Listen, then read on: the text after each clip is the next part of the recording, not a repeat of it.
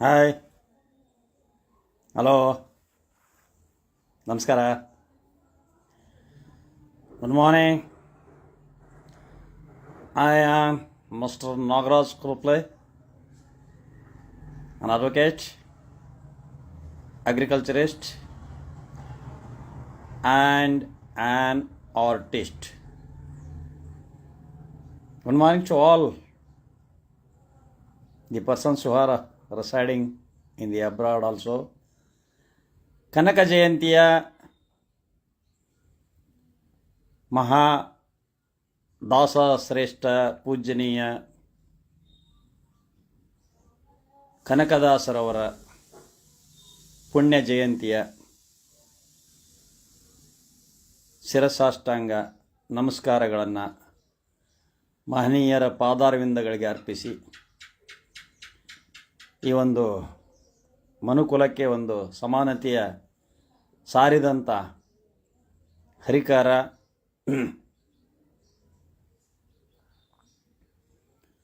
ಹರಿಕಾರ ಕನಕದಾಸರವರಿಗೆ ಜನ್ಮದಿನದ ನನ್ನ ನಮಸ್ಕಾರಗಳು. ನಾಡಿನ ಎಲ್ಲ ಜನತೆಗೆ ಮಾನವನ ಗುಣಗಳು ಮತ್ತು ಮನುಷ್ಯತ್ವಕ್ಕೆ ಅನುಗುಣವಾಗಿರತಕ್ಕಂಥ ಎಲ್ಲರಿಗೂ ನನ್ನ ಹಾರ್ದಿಕ ಜನ್ಮದಿನದ ಪೂಜ್ಯ ದಾಸಶ್ರೇಷ್ಠ ಕನಕದಾಸರ ಜಯಂತಿಯ ಶುಭಾಶಯಗಳು.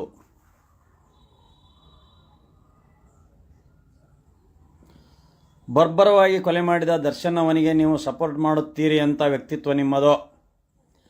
ಹೋಗಿ ಒಂದು ಹೆಣ್ಣಿಗೆ ಹೋಗಿ ಅಶ್ಲೀಲವಾದಂಥ ಕಾಮೋದ್ರೇಕವಾದಂಥ ಬ್ಲೂ ಫಿಲ್ಮನ್ನು ಕಳಿಸ್ತಾ ಇದ್ದಾನಲ್ಲ, ಅವನೆಂಥ ಕೆಟ್ಟವನು. ಅವನನ್ನು ಕೊಲೆ ಮಾಡಿರೋ ತಪ್ಪು, ಕಾನೂನಿಗೆ ಒಪ್ಪಿಸಬೇಕಾಗಿತ್ತು. ಅವನಿಗೆ ಸಪೋರ್ಟ್ ಮಾಡ್ತೀರ ನೀವು? ಒಬ್ಬ ಕಾಮುಕನಿಗೆ ಸಪೋರ್ಟ್ ಮಾಡ್ತೀರ?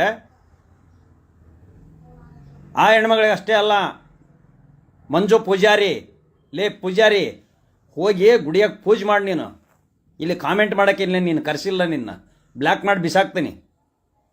ಯೂಸ್ಲೆಸ್ ಫೆಲೋ, ಕೊಲೆ ಮಾಡಿದಾನಂತೇಳಿ ನೀನು ಹೇಳಿದೀಯಾ? ಕೋರ್ಟ್ ಹೇಳಿತಾ? ದರ್ಶನ್ ಬರ್ಬರವಾಗಿ ಕೊಲೆ ಮಾಡಿದಾನಂತ ಕೋರ್ಟ್ ಡಿಕ್ಲೇರ್ ಮಾಡಿತಾನಲ್ಲಿ ಮಂಜು ಪೂಜಾರಿ. ನಾನ್ ಸೆನ್ಸ್ ಫೆಲೋ.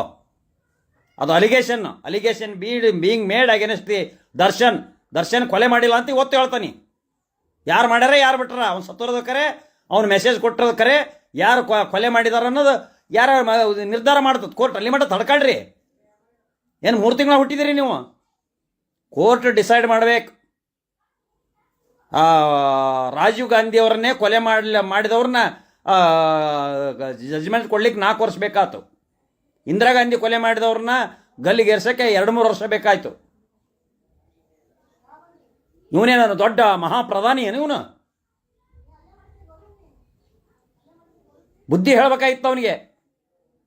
ಹೆಂಡ್ತಿ ಹೌದು ತನಿಗೆ ಕಬರ್ ಇರ್ಬೇಕಾಯ್ತು. ನನ್ನ ಹೆಂಡ್ತಿ ಗರ್ಭಿಣಿ ಅದಳ, ನನ್ನ ಹೆಂಡ್ತಿ ಇದು ಅದಳ. ಸಂಗಮೇಶ್ ದೊಡ್ಡಪ್ಪನವರ ಬ್ಲ್ಯಾಕ್ ಮಾಡ್ತಾನೆ ಈಗ ನಿನ್ನ.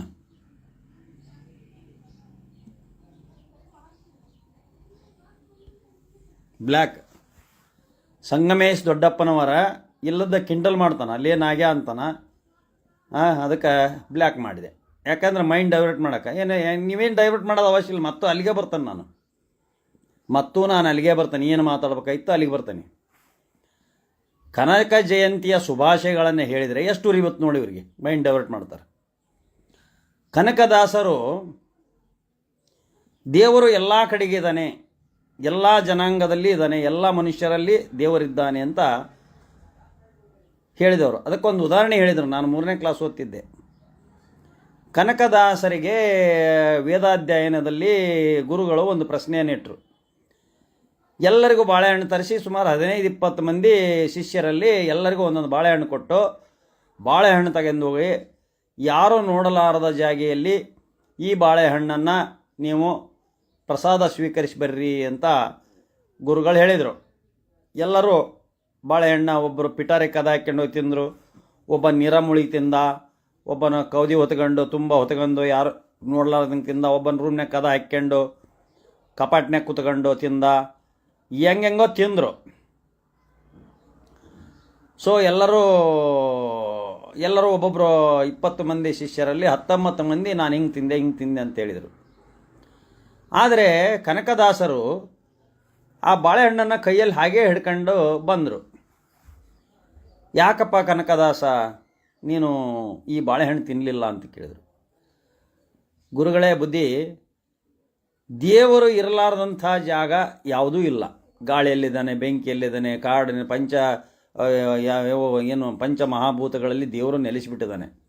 ನನ್ನಲ್ಲೂ ಇದ್ದಾನೆ, ನಿಮ್ಮಲ್ಲೂ ಇದ್ದಾನೆ, ಎಲ್ಲರಲ್ಲೂ ಇದ್ದಾನೆ. ಅವನು ನೋಡ್ತಾ ಇರ್ತಾನೆ.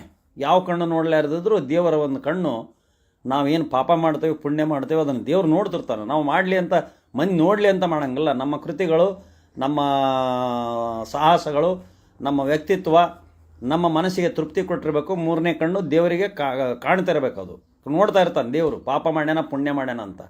ನಾವೇನೇ ಅಂದಿಷ್ಟು ಯಾರ್ದ ಆಸ್ತಿ ಹೊಡ್ಕೊಂಬಿಟ್ಟವಿ, ದೊಡ್ಡ ಶ್ರೀಮಂತ ಆಗ್ಬಿಟ್ಟದನಿ, ನಾನೊಬ್ಬನ ಚೆನ್ನಾಗದನಿ ಅಂತ ಅನ್ಕಂದ್ರಲ್ಲ. ನಮ್ಮ ಜೊತೆಗೆ ಬಡವರು, ತುಳಿತಕ್ಕೊಳಗಾದವರು, ದೌರ್ಜನ್ಯಕ್ಕೊಳಗಾದವರು, ಆ ಜಾತಿಯಿಂದ ಕೀಳು ಮಟ್ಟದಲ್ಲಿ ಏನು ಜನ ಹೇಳ್ತಾ ಇರ್ತಾರಲ್ಲ ಅಂಥವರೆಲ್ಲರನ್ನು, ಮತ್ತು ಮಹಿಳೆಯರಿಗೆ ದೌರ್ಜನ್ಯ ನಡೀತದಲ್ಲ ಅವರೆಲ್ಲರನ್ನು ಸಮಾನತೆಯಿಂದ ರಕ್ಷಣೆ ಮಾಡ್ಕೊಂಡು ಜೊತೆಗೆ ಕರ್ಕೊಂಡು, ಅದೇ ಎಸ್ಪೆಷಲಿ ಈ ದೇಶದ ಬಡವರನ್ನು, ಅವ್ರ ಮೈನಾರಿಟಿ ಇರಲಿ, ಯಾವ ಜಾತಿ ಇರಲಿ, ಯಾವ ಧರ್ಮ ಇರಲಿ, ಬಡವರು ಅಂತಕ್ಕಂಥ ಒಂದು ವರ್ಗ ಇದೆ, ಮಹಿಳೆಯರು ಅಂತ ಒಂದು ವರ್ಗ ಇದೆ. ಇವರೆಲ್ಲರನ್ನ ನಾವು ಜೊತೆಗೆ ಕರ್ಕೊಂಡು ಹೋಗ್ಬೇಕ್ರಿ. ಯಾರು ದೌರ್ಜನ್ಯದಾಗ ಅದಾರ ಅವರಿಗೆ ಸಹಾಯ ಮಾಡ್ಬೇಕು ನಾವು. ಅದಕ್ಕೆ ಗಂಡಸು ಅಂತಾರೆ. ಅದಕ್ಕೆ ಗಂಡಸು ಅಂತಾರೆ. ಯಾವಕ್ಕ ಒಂದು ಅಶ್ಲೀಲ ಮೆಸೇಜ್ ಕೊಟ್ಟು ಏನಂದ್ರೆ ಒಂದು ಪ್ರೈವೇಟ್ ಪಾರ್ಟಿನ ಮೆಸೇಜ್ ಕಳಿಸ್ತಾರೆ, ಗಂಡಸು ಅನ್ನೋದಲ್ಲ. ಅವನಿಗೆ ಷಂಡ, ನಾಮರ್ದ, ಸಮಾಜ ಪೀಡಕ, ದೇಶಭ್ರಷ್ಟ, ಸಮಾಜಘಾತಕ, ಮಹಿಳೆಯರ ವಿರೋಧಿ ಅಂತಾರೆ. ಉಮೇಶ್ ರೆಡ್ಡಿ ಅವರು ಎರಡೋ ಒಂದೇ. ಅಂಥವ್ರಿಗೆ ಸಪೋರ್ಟ್ ಮಾಡ್ತಿರಲ್ಲ ನೀವು. ನಮ್ಮ ಸೈಬರ್ ಕ್ರೈಮು ಮತ್ತು ಪೊಲೀಸು ವೀಕ್ ಇದೆ, ಅದಕ್ಕಾಗಿ ಈ ನಮೂನಿ ಮೆಸೇಜ್ ಕೊಡ್ತಿದ್ದಾರೆ ಹುಡುಗಿಯರಿಗೆ. ಲೇಡೀಸ್ ಯಾರು ಇದಕ್ಕೆ ಬರಂಗಿಲ್ಲ. ಹೆಂಗೆ ಬೇಕು ಹಂಗೆ ಮೆಸೇಜ್ ಮಾಡ್ತಾರೆ ಇವರು, ಫೇಕ್ ID ಮಾಡ್ಕೊಂಡು. ಇವ್ರಿಗೆ ಅಕ್ಕಂಗಿರೋದಲ್ಲ, ತಾಯಿ ಗರ್ಭದಾಗ ಇವ್ರು ಹುಟ್ಟಿರೋದಲ್ಲ. ನಾನ್ ಸೆನ್ಸ್ಗಳೇ. ಮಾನ ಮರ್ಯಾದೆ ಇಟ್ಕೊಂಡು ಸಮಾಜದಾಗ ಎಲ್ಲರನ್ನೂ ಸಮಾನತೆಯಿಂದ ಎಲ್ಲರನ್ನೂ ಕಾಣ್ರಿ. ಅವ್ರಿಗೆ ಅಷ್ಟೇ ಇದು ಅಪ್ಲಿಕೇಬಲ್. ಪಾಪ ಎಲ್ಲರೂ ನನಗೆ ಎಲ್ಲಿ ಹೋದ್ರೂ ಸಹಿತ ನನಗೆ